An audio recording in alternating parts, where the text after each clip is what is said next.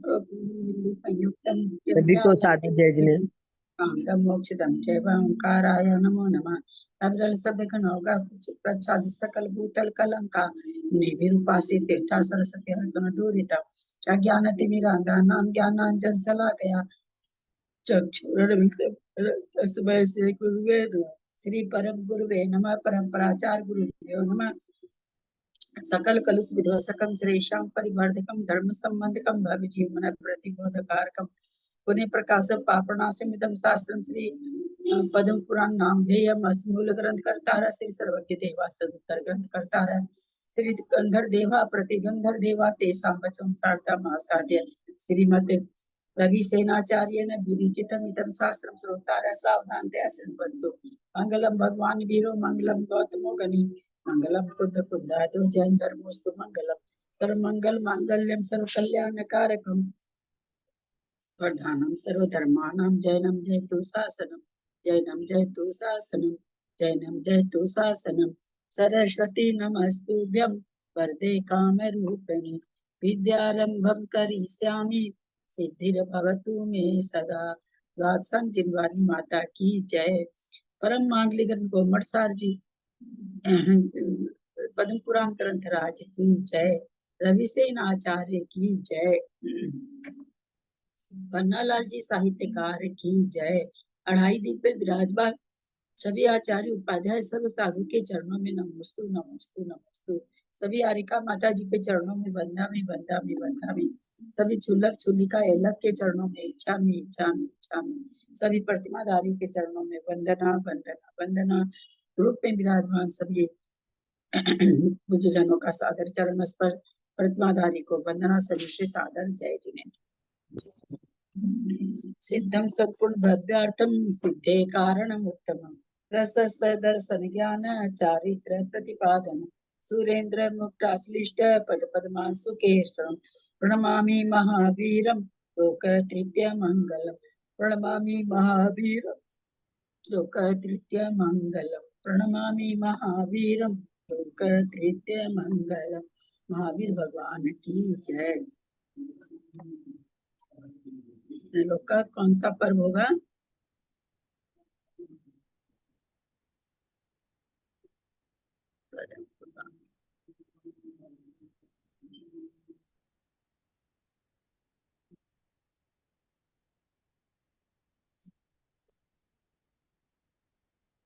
उस दिन 50 हिंदी का तो हो गया था, 46वें पर्व की संस्कृत पढ़नी है पहले 50।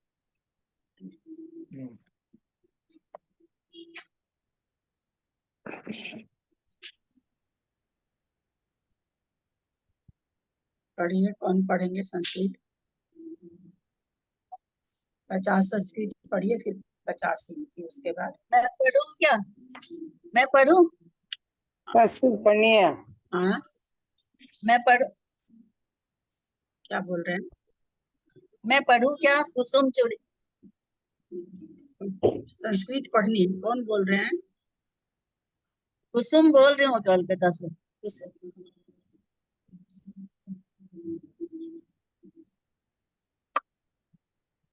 कुसुम जी, आप पढ़िए संस्कृत। प्रणाम दीदी। कोई बोले नहीं इसमें। हाँ, आप पढ़िए। कोई बोल ही नहीं रहे हैं, सबसे पूछ रहे हैं उस समय से। तो पन्ना सावुत्तम में तुंगे विमान शिखरे स्थित स्वेरम स्वेरम व्रजन रेजे रावण उदिवि भानुवत सीताया शोक तप्ताया म्लानम भिक्षास्य पंकजम रति राग विमूढ़ात्मा दग्धो किमपि रावण अस्तु दुर्दीर्ण वक्त्राया सीताया कृपणं करम नाना प्रिय शब्दानुजे प्रस्तुत पार्श्वतो व्रत मारस्यात्यनंत मृत्युर्दीर्घोधम कुसुमे सुभी म्रिय यदि ततस्तादि नरत्या भवेत् तव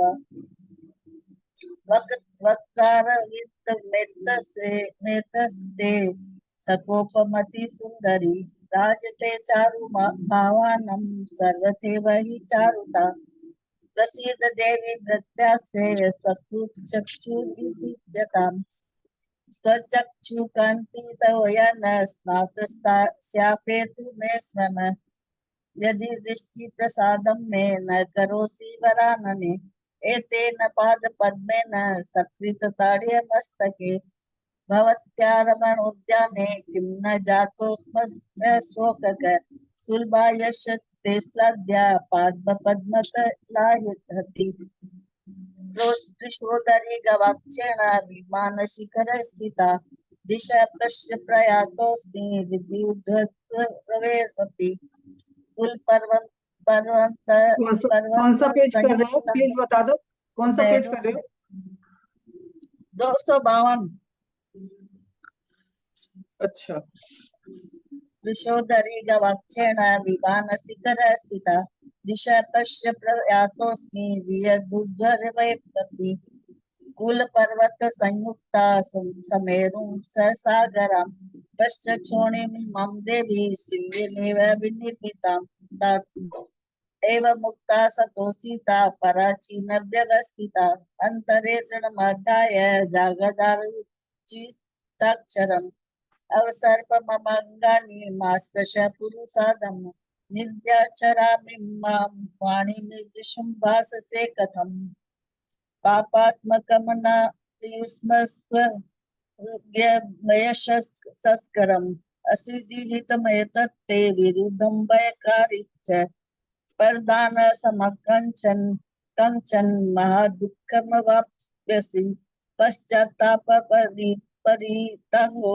भस्ममच्छन्नानोलपम् महतामोहपङ्केन तवोपचितते चेदस मुदा धर्मोपदेशो य मन्दे नित्यविलासवत् इच्छामात्रादधितुच्छुद्र बद्ध्वा पापमनुत्तमम् नरके वासमासाद्य कष्टं वर्तनमाप्यसिष्यसि दुःखचराभिध्यानाभिवरं परं वाणीभिरित्यपि मग्नाहतचित्तस्य प्रेमशन निर्वर्तते तत्र दूषण संग्रामे निर्विते परम प्रिया हस्तप्रहस्ताद्या सोद्वेगा स्वाम्य दर्शनात् चलत केतु महाखंडम कुमारार्क समप्रभम विमानं विच्छ दशाशं मुदितास्तं दुलोकिरे प्रदाने दिव्य वस्तूनां संबानेश्चातुभित परे तामेश्च भृत्य संपद्वीरग्राहा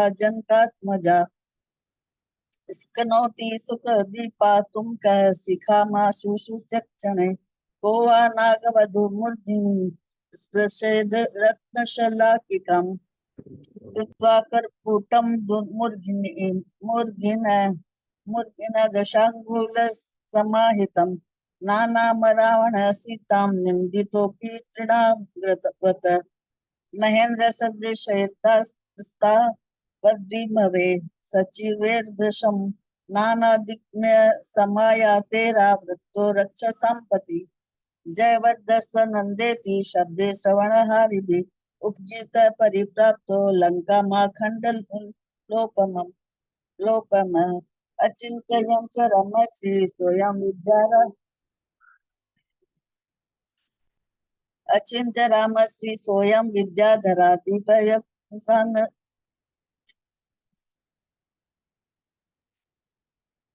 अचिन्त्य च रामश्री सोऽयं विद्याधराधिपयन्ना यत्राचरत्य मर्यादां तत्र किं शरणं भवेत् यावत् प्राप्नोमि नो वर्तं वक्तुं कुशलमर्तिन तावदाह कार्यस्य प्रत्याख्यानमिदं मम उदीचीनं प्रतीचीनं तत्रास्ति परमोज्ज्वलं गिर्वाणरमणं ख्यातमुद्यानं स्वर्गसन्निधम् तत्र कल्पतरुच्छाया महापादसङ्कुले स्थापयित्वा रहसितं विवेश स्वनिकेतनम् तावदूषण पञ्चत्वादग्रतोष्य महासुचा अष्टादशसहस्राणि विप्रलेपमहास्वरम् भ्रातुश्चन्द्रनखापादो संश्रित्यो न मुक्तकण्ठकम् अमाज्ञाः हतास्मिति विललास्पास्तदुर्दिनम् रमणात्मा जप वै निर्दग्ध मानसामय विलपन्ति त्रिमं गुरि जगादेवं सहोदर अलम वत्सेरुदित्वा चेते प्रसिद्धं किं न विद्यते जगत्प्रागृहीतं प्राप्नोत्यत्र न संशय अन्यथा कम महाचिरा जना क्षुद्रकशक्तय कायमेवन्विदो वर्ता भवत्याभो गोचर मयेदमर्जितं पूर्वं व्यक्तं न्यागतं फलम् इति ज्ञात्वा शुचं कर्तुं कस्य मर्त्यस्य युज्यते नाकाले म्रियते कश्चिदग्रेणापि चमाहत मृत्युकाले मृतं जन्तो विदस्तां प्रतिपद्यते येन व्यापादितो वत्से समरे करदूषण अन्येषां वहाति क्षेनं तीरे सुभवाम्यहम् स्वसारमेवमास्मा स्वस्य दत्तादेशो जिनार्चने धैर्यमानमनावास भवनं रावणो विशत् तन्नादरिक्य निराकारं तल्य विक्षिप्त विग्रहम् सोन्मादकेशरीक्षायां निस्पन्द सन्त निर्वोरगम् भर्तारं दुःखयुक्तेव दूषणादर्वर्जिता महाधर्मो वाचेव मुपस्वी मयात्मजा किं नाथाकुलतं दस्ते करदूषण मृत्युना न विषादोऽस्ति शूर्णामापत्सु महति सति पुराणे कत्र संग्रामे दस्ते क्षयं गता न चेते शोषिता जातु दूषणं किन्नु शोचसि अस्म महेन्द्र संग्रामे श्रीमालिं प्रमुखा नृपा बान्धवास्ते क्षयं याता शोचितास्ते न जातु अभूत सर्वशोकस्त्वमासीद्यपि महापदि शोकं किं वहसि दानीं जिज्ञासामि विभो वद ततोत्महादर स्वेरं निःस्वस्ववाच रावण तल्पं किञ्चित्यज्य दारितोदीरिताक्षरम् शृणु सुन्दरी सद्भावमेकं ते कथयाम्यहम् स्वामिन्यसि मम सुन्नं सर्वदा कृतवाक्चिता यदि वाक्षसि जीवन्तं मम ततो देवी न हरसि कोपं कर्तु ननो प्राणा मूलं सर्वस्य वस्तुन ततस्तयेव मृत्युके शपथैर्विनयतां विलक्ष्य इव किञ्चित् स रावणः सम्भाषत यदि सा वेद सृष्टिरपूर्वा दुःखवर्णना सीतापतिं मे नास्ति जीवितमम् लावण्यं यौवनं रूपं माधुर्यचारुचेष्टितं प्राप्यतां सुन्दरीमेकां कृतार्थत्वमुपागतम् ततो मन्दोदरी कष्टां ज्ञात्वा तस्य दशामिमां विहसन्ति जगादेवं स्फुरदन्तचन्द्रिका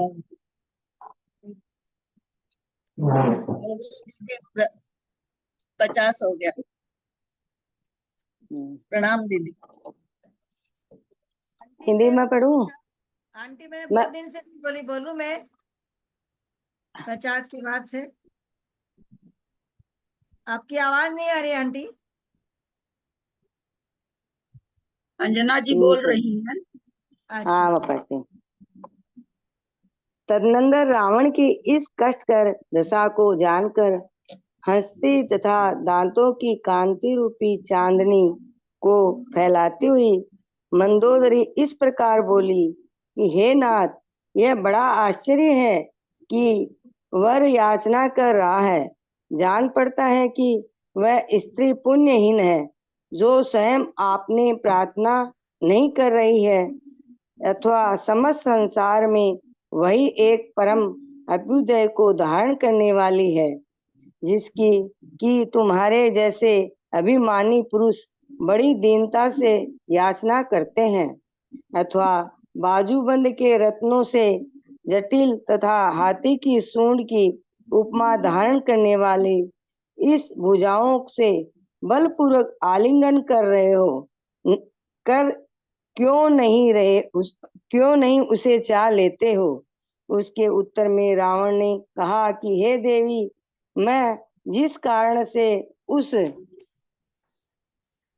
सर्वांग सुंदरी को जबरदस्ती ग्रहण नहीं करता हूँ। इसमें निवेदन करने योग्य कारण है, उसे सुनो।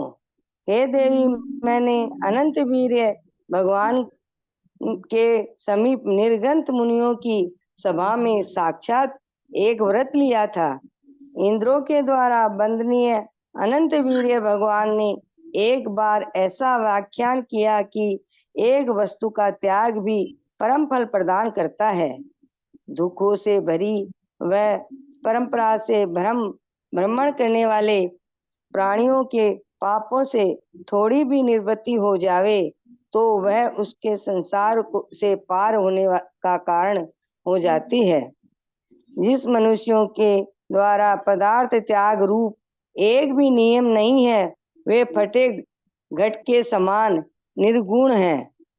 जिस मनुष्यों में और पशुओं में कुछ भी अंतर नहीं है, जिनके की मोक्ष के कारण भूत एक भी नियम नहीं है, हे भव्य जीवो, शक्ति के अनुसार पाप छोड़ो और पुण्य रूपी धन का संचय करो, जिससे जन्मांध मनुष्यों के समान चिरकाल तक संसार में परिभ्रमण न करना पड़े। इस प्रकार भगवान के मुख कमल से निकले हुए वचन रूपी मकरंद को पीकर कितने ही मनुष्य निर्गंत अवस्था को प्राप्त हुए और हीन शक्ति को धारण करने वाले कितने ही लोग गृहस्थ धर्म को प्राप्त हुए। सो ठीक ही है, क्योंकि कर्मोदय के कारण सब एक समान क्रिया के धारक नहीं होते। उस समय सौम्य चित्त के धारक एक मुनिराज ने मुख से कहा कि हे दशानन, शक्ति के अनुसार तुम भी एक नियम ग्रहण करो। तुम धर्म रूपी उज्जवल रत्न दीप को प्राप्त हुए हो, सो विज्ञानी तथा गुणों के संग्रह करने में निपुण होकर भी खाली मन एवं खाली हाथ क्यों जाते हो। इस प्रकार कहने पर हे देवी, मैंने मुनिराज को प्रणाम कर सुर असुर तथा मुनियों के समक्ष इस तरह कहा कि जब तक मानवती पर स्त्री मुझे स्वयं नहीं चाहेगी, तब तक दुखी होने पर भी मैं बलपूर्वक उसका सेवन नहीं करूंगा। हे प्रिय, मैंने यह व्रत भी इस अभिमान से ही लिया था कि मुझे देखकर कौन पतिव्रता मान करेगी। इसीलिए हे देवी, मैं उस मनोहरांगी को स्वयं नहीं ग्रहण करता हूँ, क्योंकि राजा एक बार ही कहते हैं, अन्यथा बहुत भारी बाधा आ पड़ती है। अतः जब तक मैं प्राण नहीं छोड़ता हूँ, तब तक सीता को प्रसन्न करो, क्योंकि घर के भस्म हो जाने पर कूप कुदाने का श्रम व्यर्थ है। तदनंतर रावण वैसा जान जिसे दया उत्पन्न हुई थी, ऐसे मंदोदरी बोली कि हे नाथ, यह तो बहुत छोटी बात है। तत्पश्चात कुछ मधुर विलासों की व्यसवर्तिनी कमलोचना, यह तो मंदोदरी देवारण्य नाम के उद्यान में गई। उसकी आज्ञा पाकर रावण की 18,000 मानवती स्त्रियां भी वैभव के साथ उसके पीछे चली।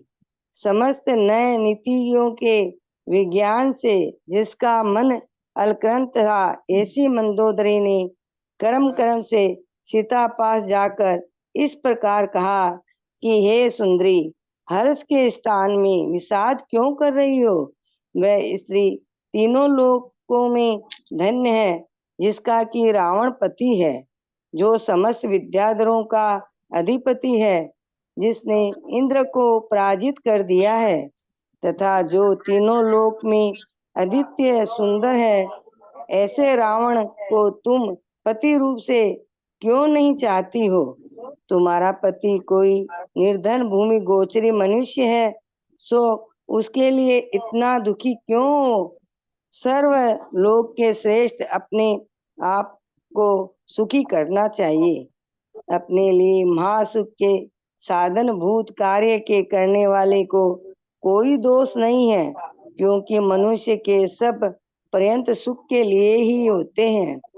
इस प्रकार मेरे द्वारा कहे हुए वचन यदि तुम स्वीकृत नहीं करती हो तो फिर जो दशा होगी वह तुम्हारे शत्रुओं को प्राप्त हो। रावण अतिशय बलवान तथा शत्रु से रहित है। प्रार्थना भंग करने पर वह काम पीड़ित हो क्रोध प्राप्त हो जाएगा। जो राम लक्ष्मण नाम का कोई पुरुष तुझे इष्ट है सो रावण से कुपित होने पर उन दोनों का भी संदेह ही है। इसलिए तुम शीघ्र ही विद्याधरों के अधिपति रावण को स्वीकृत करो और परम ऐश्वर्य को प्राप्त हो ऐसे संबंधी लीला को धारण करो। इस प्रकार कहने पर जिसके मुख से वाष्प भार के कारण गदगद व्रण निकल रहे थे तथा जो अश्रुपूर्ण नेत्र धारण कर रही थी, ऐसी सीता बोली कि हे बनिते, तेरे ये सब वचन अत्यंत विरुद्ध है। पतिव्रता स्त्रियों के मुख से ऐसे वचन नहीं निकल सकते। मेरे इस शरीर को तुम लोग चाहे छेद डालो, भेद डालो अथवा नष्ट कर दो, परंतु अपने भर्ता के सिवाय अन्य पुरुष को मन में भी नहीं ला सकती हूँ। यद्यपि मनुष्य सतकुमार के समान रूप धारक हो अथवा इंद्र के तुल्य हो तो भी भर्ता के सिवाय अन्य पुरुष की मैं किसी तरह इच्छा नहीं कर सकती। मैं यहाँ आई हुई तुम सब स्त्रियों से संक्षेप में इतना ही कहती हूँ कि तुम लोग जो कह रही हो वह मैं भी नहीं करूँगी। तुम जो चाहो सो करो। इसी बीच में जिस प्रकार हाथी गंगा की धारा के पास पहुँचता है, उसी प्रकार काम के संताप से दुखी रावण स्वयं सीता के पास पहुँचा और पास में स्थित हो मुख रूपी चंद्रमा को कुछ कुछ हास्य से युक्त करता हुआ बड़े आदर के साथ अत्यंत दयनीय वाणी से बोला कि हे देवी, भय को प्राप्त मत हो। हे सुंदरी, मैं तुम्हारा भक्त हूँ। मेरी एक प्रार्थना सुनो, प्रसन्न हो और सावधान बनो। बताओ कि मैं तीनों लोकों में वर्तमान किसी वस्तु से हीन हूँ जिससे तुम मुझे अपने योग उत्तम पति स्वीकृत नहीं करती हो। इतना कहकर रावण ने स्पर्श करने की चेष्टा प्रकट की। तब सीता ने हड़बड़ा कर कहा कि पापी हृदय, हट, मेरे अंगों का स्पर्श मत कर। इसके उत्तर में रावण ने कहा कि हे देवी, क्रोध तथा अभिमान छोड़ो, प्रसन्न हो और इंद्राणी के समान दिव्य भोगों की स्वामिनी बनो। सीता ने कहा कि कुशील मनुष्य की संपदाएं केवल मल है और सुशील मनुष्य की दरिद्रता भी आभूषण है। उत्तम कुल में उत्पन्न हुए मनुष्यों को शील की हानि कर दोनों लोकों के विरुद्ध कार्य करने से मरण की शरण में आना ही अच्छा है। तू पर स्त्री की आशा रखता है, अतः तेरा यह जीवन व्यर्थ है। जो मनुष्य शील की रक्षा करता हुआ जीता है, वास्तव में वह जीता है। जिस प्रकार तिरस्कार कर प्राप्त हुआ, रावण शीघ्र ही माया करने के लिए प्रवृत्त हुआ। जब देवियां भयभीत होकर भाग गई और वहां का सब कुछ आकुलता से पूर्ण हो गया। इसी बीच एक सूर्य किरण समूह के साथ साथ अस्ताचल की ग्रह में प्रविष्ट हो गया।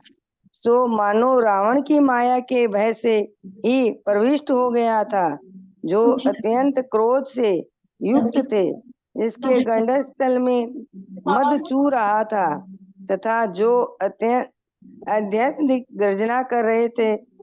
ऐसे हाथियों से डराने जाने पर भी सीता रावण की शरण में नहीं गई, जिसके दांत डाढ़ों से अत्यंत भयंकर दिखाई देते थे और जो दुस्सह शब्द कह रहे थे। ऐसे व्याघ्रों के द्वारा डराए जाने पर सीता रावण की शरण में नहीं गई। जिसकी गर्दन के बाल हिल रहे थे तथा जिनके नख रूपी अंकुश अत्यंत तीक्ष्ण थे, ऐसे सिंहों के द्वारा डराए जाने पर भी सीता रावण की शरण में नहीं गई। सो हो गए, आगे पढ़ना है क्या? दीदी प्रणाम, मैं पढ़ूं संस्कृत?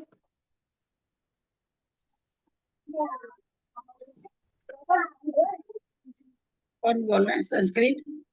सरिता बोल रही हूँ चेन्नई से। हाँ संस्कृत बोलिए। पढ़ूं? हाँ बोल लीजिए।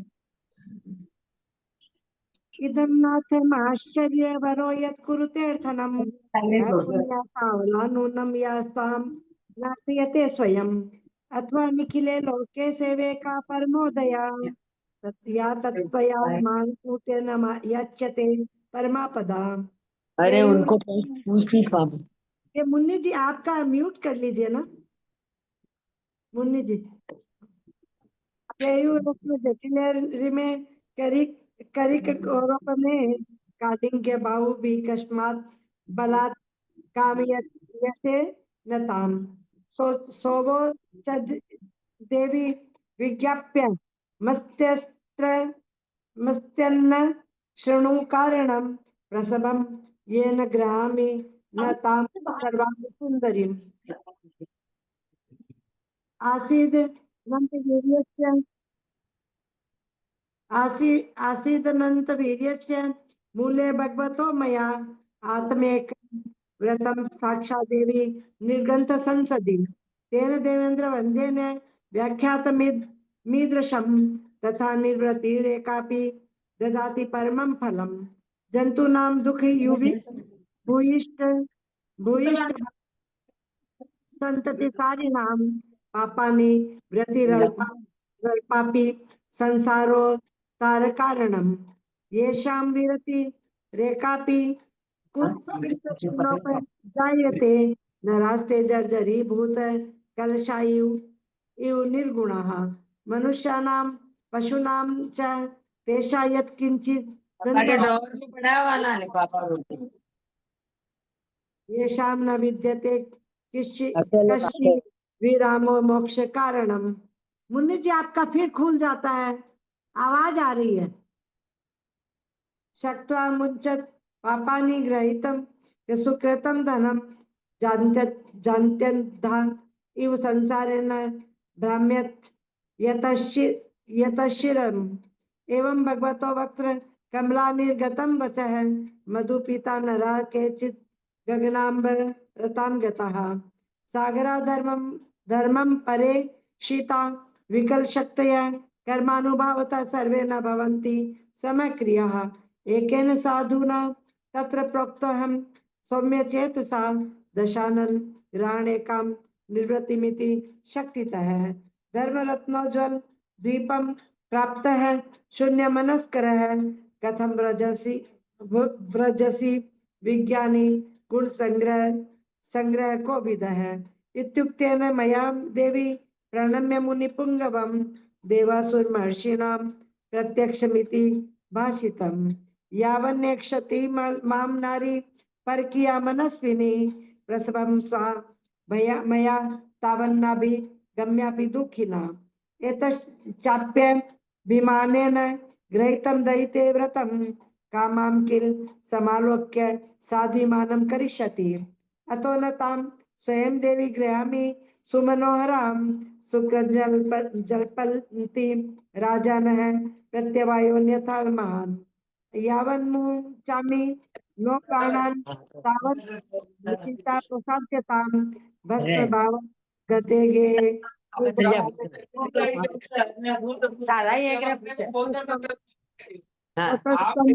तादृशं ज्ञात्वा संजात करुणोदया बभाण रमणी नाथ आगे वाली गली पे रहता था। लोकेशन है लोकेशन तो वही होता था। राइट।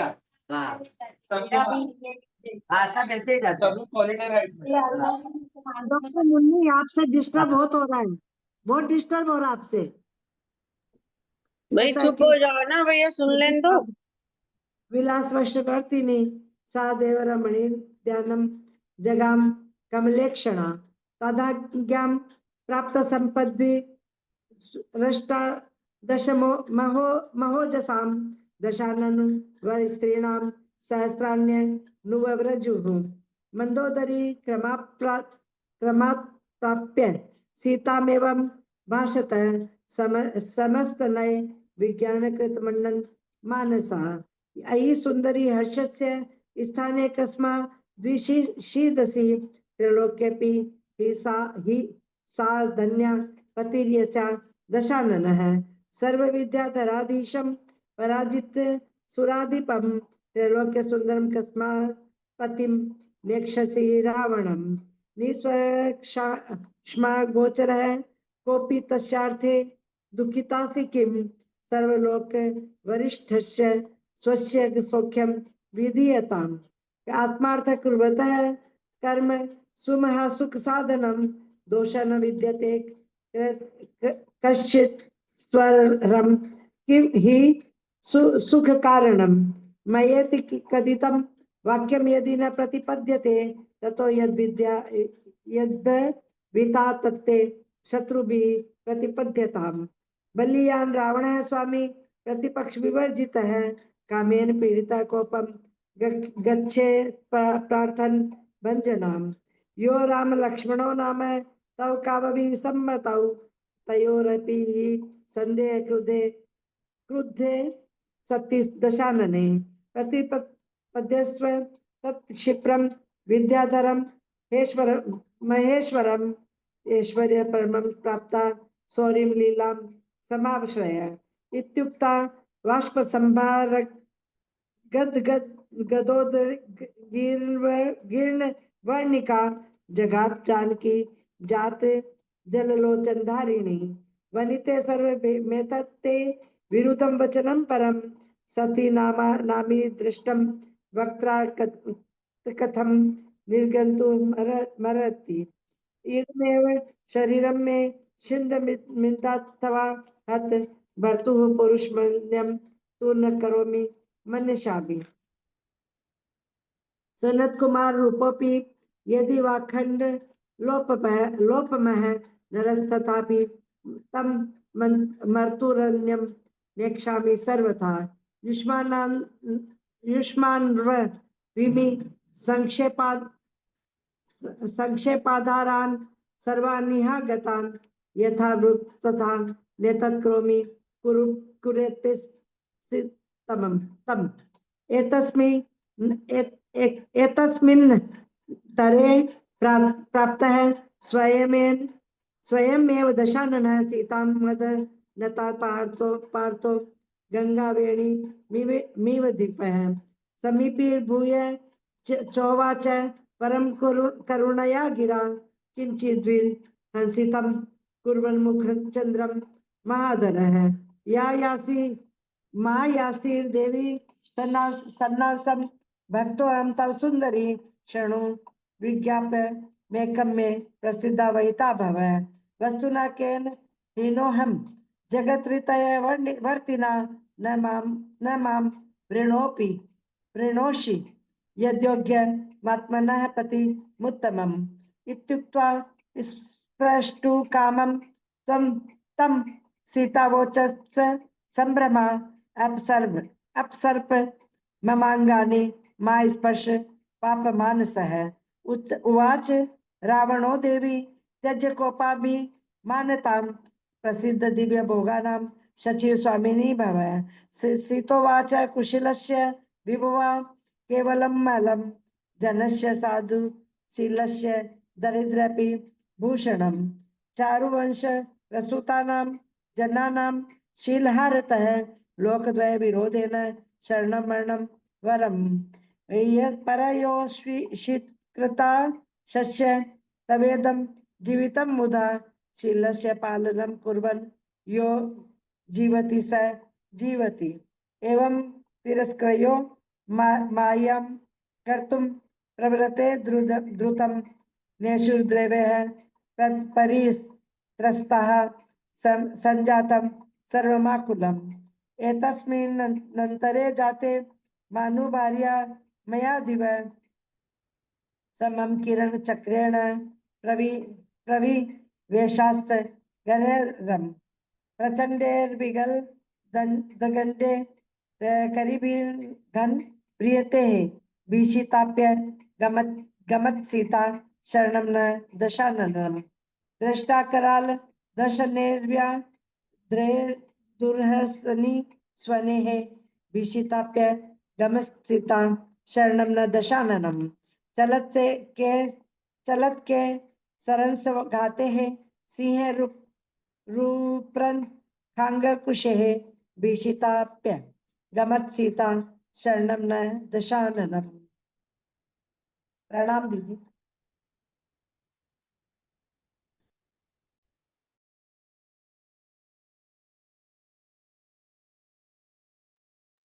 आंटी मैं बोलूं क्या? हिंदी में बोलूं? पढ़ी नहीं मैंने हिंदी।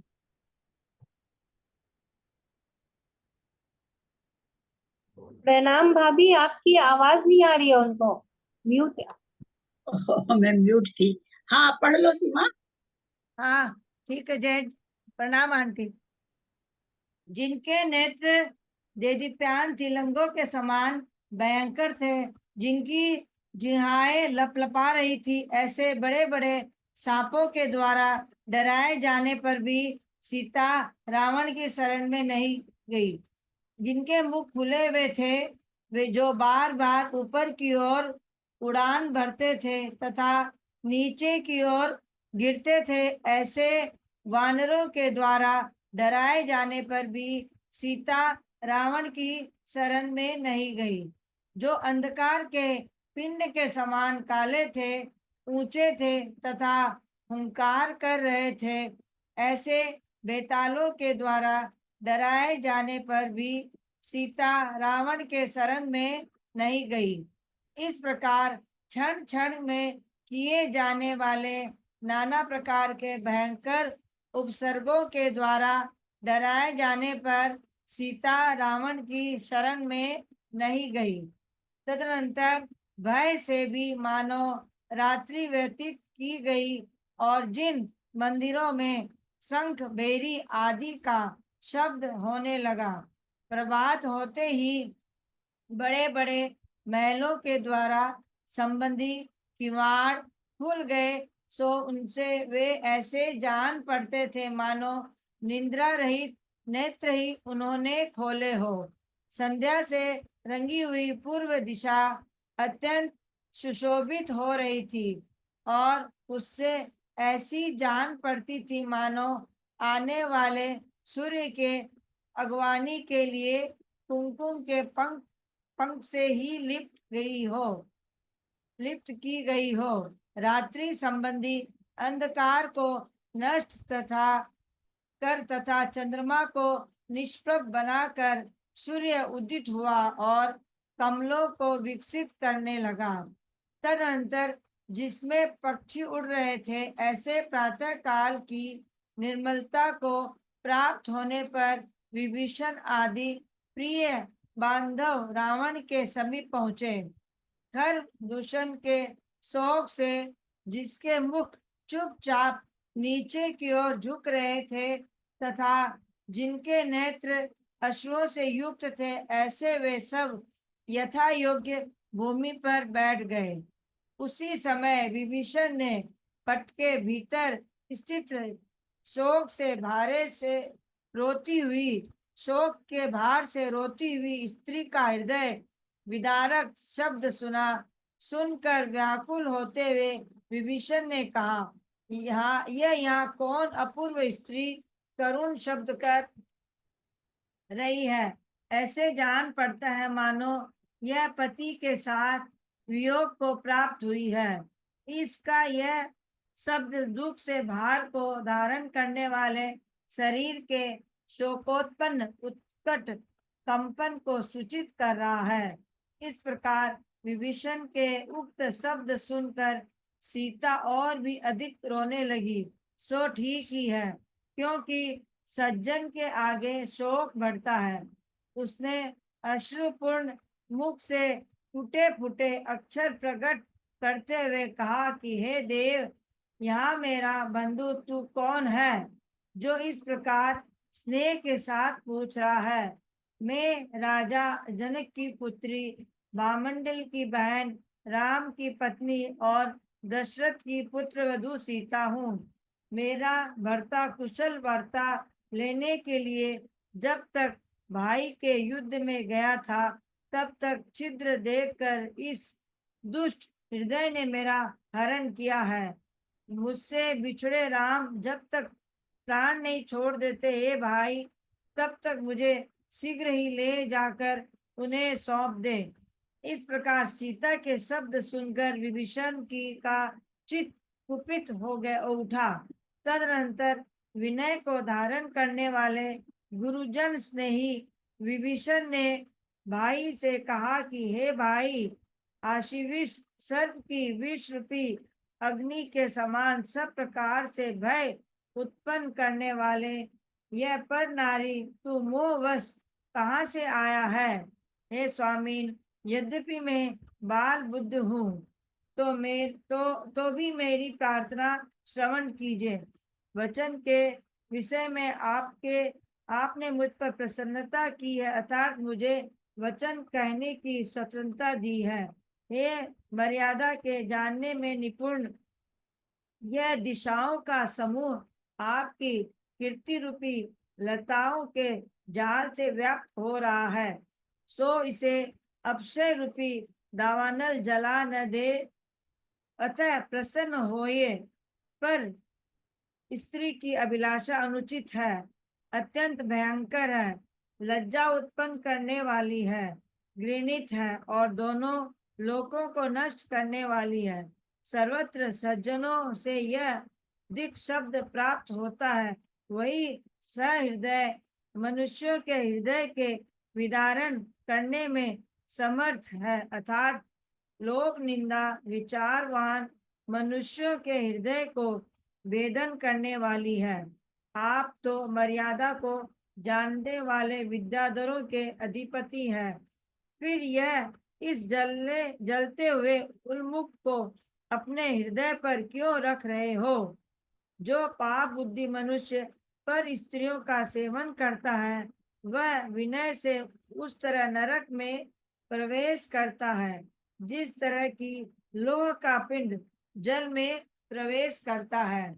यह सुनकर रावण ने कहा कि हे भाई, पृथ्वी तल पर वह कौन पदार्थ है जिसका मैं स्वामी न हूँ?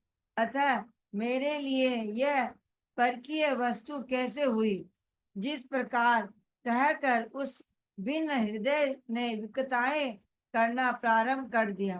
तदनंतर अवसर पाकर महानीतिज्ञ मारीच बोला, हे दशानन, लोक का सब वृतांत जानते हुए भी तुमने ऐसा कार्य क्यों किया? यथार्थ में इस मोह की ही चेष्टा है, यथार्थ में यह मोह की ही चेष्टा है। बुद्धिमान मनुष्य को इस तरह के प्रातः काल उठकर विवेक पूर्वक अपने हिताहित का विचार करना चाहिए। इस प्रकार महाबुद्धिमान मारीच जब निरपेक्ष भाव से यह सब कह रहा था, तब बीच में ही सभा के शोक को करता हुआ रावण उठकर खड़ा हो गया। तदनंतर बड़ी बड़ी रिद्धियों और अश्वारूढ़ सामंतों से घिरा हुआ रावण त्रिलोक मंडन नाम का हाथी पर सवार हो गया। वह शोक से व्याकुल सीता को पुष्पक कर विमान पर चढ़ाकर तथा आगे कर बड़े वैभव से नगरी की ओर चला। भाले, खड्ग, छत्र तथा ध्वजा आदि जिनके हाथ में थे और जो संभ्रमण पूर्वक जोरदार नारे लगा रहे थे, ऐसे पुरुष आगे आगे चल रहे थे, जिनकी ग्रीवाएं चंचल थी, जो सुशोभित खुरों के अग्रभाग से पृथ्वी को खोद रहे थे तथा जिन पर मनोहर सवार बैठे हुए थे। ऐसे हजारों घोड़े चल पड़े, जिनके घंटे प्रचंड शब्द कर रहे थे, जो मेघों के समान गर्जना कर रहे थे, जिन्हें महावत प्रेरित कर रहे थे, और गंडशैल काली चट्टानों वाले पर्वतों के समान जान पड़ते थे।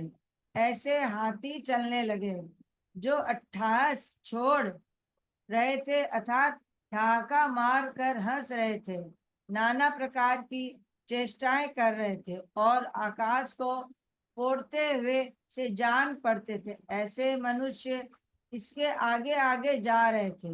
इस प्रकार हजारों तुरियों के शब्दों से दिशाओं को पूर्ण करता हुआ रावण मणि तथा स्वर्ण निर्मित तोरणों से अलंकृत लंका नगरी में प्रविष्ट हुआ। यद्यपि रावण इस प्रकार की अत्यंत सुंदर संपदाओं से घिरा हुआ था, तो भी सीता उसे तीर्ण से भी तुच्छ समझती थी। स्वभाव से ही निर्मल सीता के मान को रावण उस प्रकार लोभ प्राप्त करने के लिए समर्थ नहीं हो सका, जिस प्रकार पानी कमल को लेप प्राप्त कराने के लिए समर्थ नहीं होता है। अथानंतर जिसमें सब ओर से फूल फूल रहे थे, जो नाना प्रकार के वृक्ष और लताओं से युक्त था तथा जो नंदन वन के समान सुंदर था, ऐसे प्रमद नामक वन में सीता ले जाई गई। फूलों के पर्वत के ऊपर स्थित तथा दृष्टि को बांधने वाले जिस प्रमद वन को देखकर देवों के मन में भी अत्यधिक उत्माद उत्पन्न हो जाता है, अत्यंत लंबे लंबे 7 उद्यानों से घिरा हुआ वह पर्वत ऐसा सुशोभित हो रहा था मानो भद्रसाल आदि वनों से घिरा हुआ अतिशय उज्जवल सुमेरु पर्वत ही हो। गौतम स्वामी कहते हैं कि हे राजन, अनेक आश्चर्यों से भरे हुए इनके एक देश रूप जो सदन वन है, हम उनके नाम कहते हैं, तो सुनो। उस पर्वत पर जो 7 वन है, उनके नाम इस प्रकार है: 1 प्रतिकर्ण, 2 जनानंद, 3 सुख सेव्य, 4 समुच्चय, 5 चारण प्रिया, 6 निबोध और 7 प्रमद। इनमें से प्रकीर्णिक नाम का वन पृथ्वी तल है, पर उसके आगे जनानंद नाम का वह वन है जिसमें कि वे क्रीड़ा करते हैं, जिनका ही आना जाना निश्चित नहीं है, अन्य लोग नहीं। उसके ऊपर चलकर तीसरा सुख सेव्य नामक वन है, जो कोमल वृक्षों से व्याप्त है, मेघ समूह के समान है तथा नदियों और वापिकाओं से मनोहर है। उस वन में सूर्य के मार्ग को रोकने वाले केतकी और जूही से सहित तथा पान की लताओं से लिपटे 10वें माह प्रमाण लंबे लंबे वृक्ष हैं। उसके ऊपर उपद्रव रहित गमनागमन से युक्त समुच्चय नाम का चौथा वन है, जिसमें कई हाव भाव को धारण करने वाली स्त्रियां सुशोभित हैं, तो कहीं उत्तमोत्तम मनुष्य सुशोभित हो रहे हैं।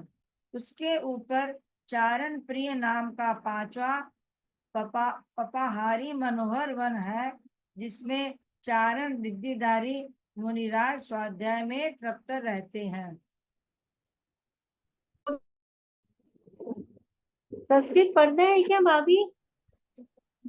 8 मिनट है सिर्फ, पढ़ लो। क्या कितना पढ़ा संस्कृत, कितना सा पढ़ा जाएगा 8 मिनट में? संस्कृत तो ऐसे भी थोड़ा धीरे ही पढ़ा जाता है। पहले करें हाँ, जिनवानी, हाँ जिनवानी स्तुति कर लीजिए। हाँ।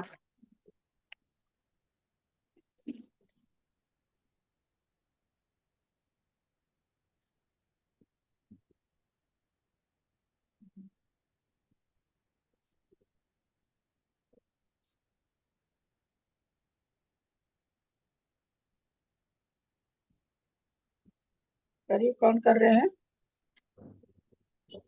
यही कर लेती हूँ, प्रणम्य सागर जी वाले पे करिए। सिरजिन वाणी जग कल्याणी, जग जन मद तम मोह हरी, जन मने हारी गण हरे हारी जम जरा बवे हरी तिथ ये राणम दिव्य चुनिम जो पढ़ई सुनई मई धारई नाणम सोक्त मनंत में धरिए सासद मोख पदम पावे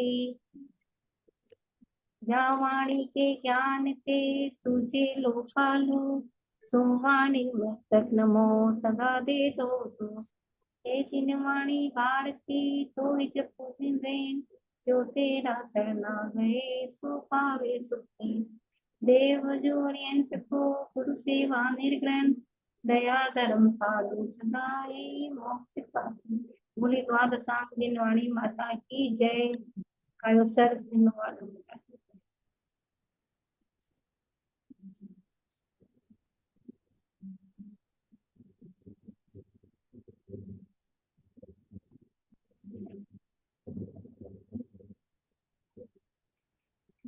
अंजना जी को वंदना, बड़ों को सादर प्रणाम, सबको जय जिनेन्द्र। सबको प्रणाम प्रणाम जय आंटी, जिनेन्द्र। सभी ललिता बड़ों को जी जय को सादर सभी को चरण पर, प्रणाम, सभी बड़ों सभी को को सादर जय प्रणाम, जिनेन्द्र। अंजना जी को वंदना, सभी को जय जिनेन्द्र।